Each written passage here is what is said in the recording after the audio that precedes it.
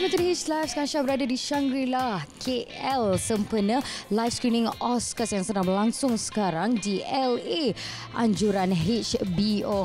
Kalau kita lihat kat belakang Syah ni, red carpet bukan main grand lagi. Dan pagi-pagi lagi kita ada aktiviti yang menarik, macam salah satunya ialah Breakfast with the Stars. So ramai selebriti yang jalan dekat red carpet ni.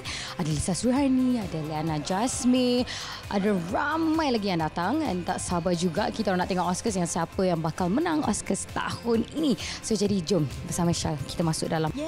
This is a great opportunity for us because for the next 4 years, Oscars is going to be on HBO Live and exclusive. So we thought, what a better way to celebrate it with the stars, with the local celebrities, with the media, with supporters, with friends.